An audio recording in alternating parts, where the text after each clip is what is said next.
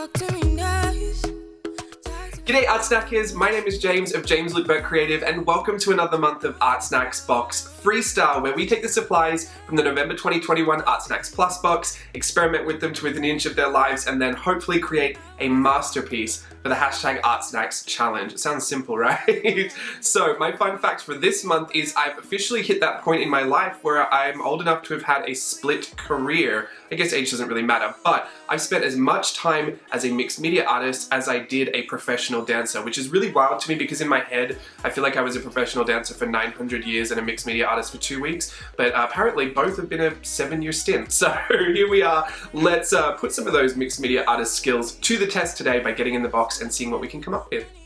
Rightio, here is the November 2021 ArtSnacks Plus box. Here's everything inside.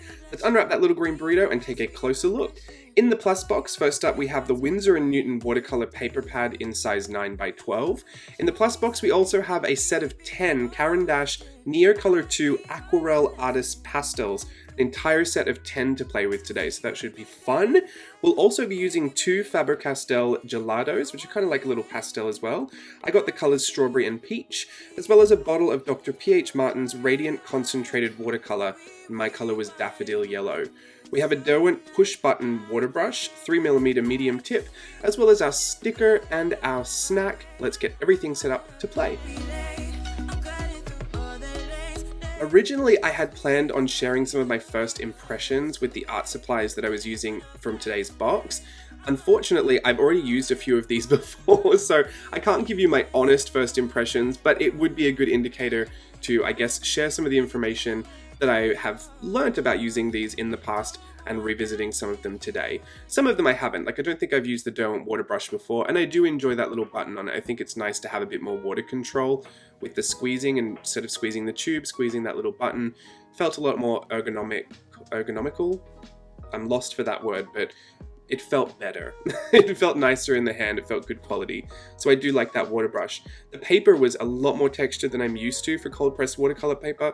I mean, you can visually see the texture on the paper there, so that is something that kind of threw me for a loop a little bit as far as using pastels. I keep wanting to say crayons, please bear with me for the next 13 minutes as I get that wrong. I found it a little bit difficult because I was really tempted to add other supplies to this, like a pencil and a pen, but I thought, no, I've got to do the challenge properly this month because I always find a way to cheat. I wanted to do it properly. I kind of regret that decision. I probably should have used a pencil in the end, but it really picked up on all the tooth in that paper. So as far as the texture of the crayon goes, it's very open. I use that word to describe still being able to see a lot of the white of the paper, even though you've scribbled over the top of it. So those gelatos there are super buttery. It's like drawing with a lipstick. Very melty. When you use friction in your thumb or your finger or whatever, you want to burnish it into the page and smudge it around. You can cover all of that tooth and manage to get a really blended and soft look, but just using the pastels by themselves, even look through the water as it melts the tip of that, it still doesn't get into all the crevices of that tooth. So it's a very textured paper, which is something I'm not used to. Here I peeled up a little bit of it, so that's a good indicator of how much you have to scrub to get some pilling. It's quite a lot. So yeah, having used those Neocolor 2s before as well, I can say they're an interesting mix between what I would consider like a waxy crayon and a hard pencil lead. They're somewhere in between. They're not quite as strong as a pencil lead. Like they still feel a bit softer than that, but they're also not as soft as a Crayola crayon, if that makes any sense at all. I'm just trying to gauge how strong and durable they are. I'm pretty heavy-handed and I didn't manage to snap any of them today. I've snapped them in the past, so I'm not going to say that it can't happen, but they are quite a strong crayon. I also enjoy that they came in a set of 10 because I could pretty much mix anything I wanted to mix, but there were also enough colors just to play around with and not have to worry about any mixing. Here I used my water brush to create a rainbow. I didn't try to blend it really well, but you do see a technique here that is pretty fun to do with the water brush as far as blending goes. When you blend your colors, especially these water-soluble pastels, with the water brush, it's really handy because the water brush is self-cleaning as it goes, so you don't get all of those muddy mixes. As long as you go slow and you just kind of run back and forth over those colors and keep pressing that water as you go, your brush will kind of self-clean itself into the next blend. So it's a really fun thing to try if you're going to create a rainbow, or even just a blend of any colors really. It just kind of works. I did do a bit of experimenting down in this bottom left hand corner. I had a pretty good idea of what I wanted to draw already, but I had to practice the technique because I didn't want to cheat and add any pens or pencils or erasers or anything into the mix today.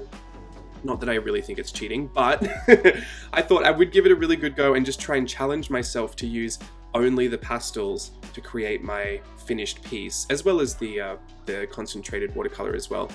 Basically, water-soluble crayons or water-soluble pastels and watercolor. And to me, it's not enough. I always wanted to add more in, especially for my mixed media work. I don't feel confident using pastels as the only medium, especially to try and get any kind of definition or, you know, kind of details. So it was a real challenge for me today. I got a little bit nervous about it. Let's take a closer look at the tests that I did, my little swatch page, and we'll get stuck into the final piece in a second.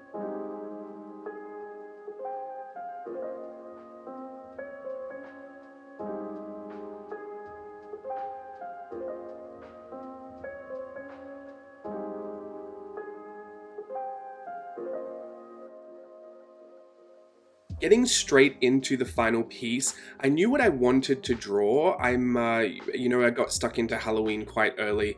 It's impossible for me not to start getting into the holiday spirit now. So I had this idea that, you know, how I did my piece for the little character getting ready for Halloween, that this would be my little character getting ready for the holidays. We celebrate Christmas, and so this was going to be my little Christmas berry elf.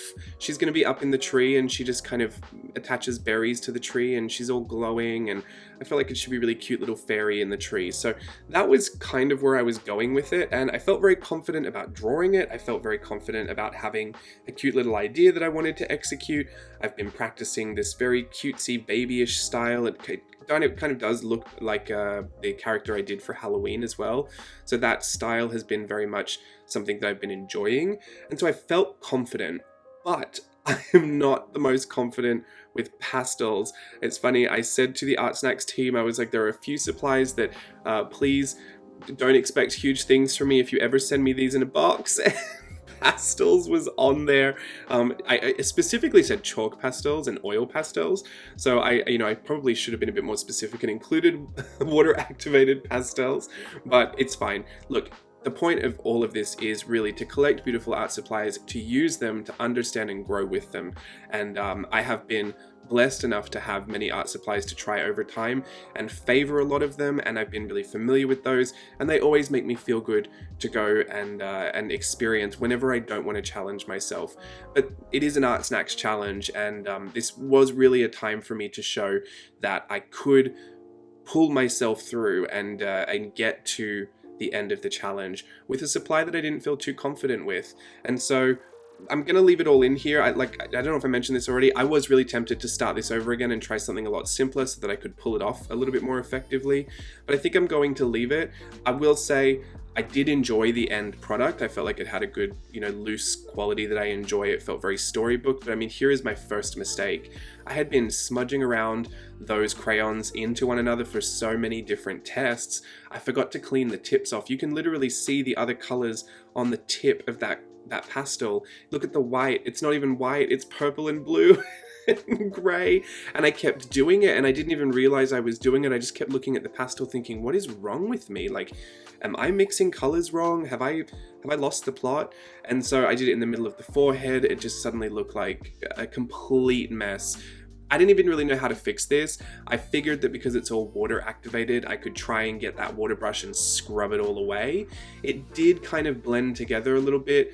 My original thought was that I wanted to have everything a lot more textured. I didn't really want to water activate everything, so it kind of all flew out the window at this point out of necessity. I did have to water activate it so I could kind of blend away and erase some of my mistakes.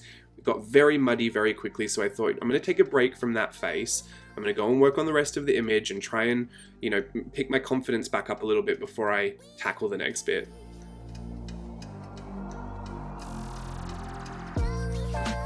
After having relieved some of my stress by scribbling berries all around that page, I thought I'd return to the face whilst it was still wet and try and push some of the pigment around as if it were, kind of a creamy, opaque watercolor. I feel more confident with watercolor, and since you can make a watercolor with these water-activated pastels, I felt like that would be an easier way to go about it. I did still feel, though, that I could burnish the crayons together with my finger, especially while the page was a little bit damp, and that might help me with the blending if I decided to use a mixture of everything, really. The dry pastels, my finger, the water brush. Hopefully I could just blend it all together and the paper wouldn't give out. I was worried about pilling. Once I had discovered that I had all of the leftover pigment from other crayons, from other pastels, I'm gonna get that wrong the entire video. Once I had figured that out, I decided to wipe the rest off with a paper towel, and that's when things started to clear up a little bit. Thankfully, a lot of them were opaque, so they did layer over the top of each other, and before you know it, a lot of those original mistakes were covered or blended away or kind of, forgotten about. And so I felt a lot better at this point.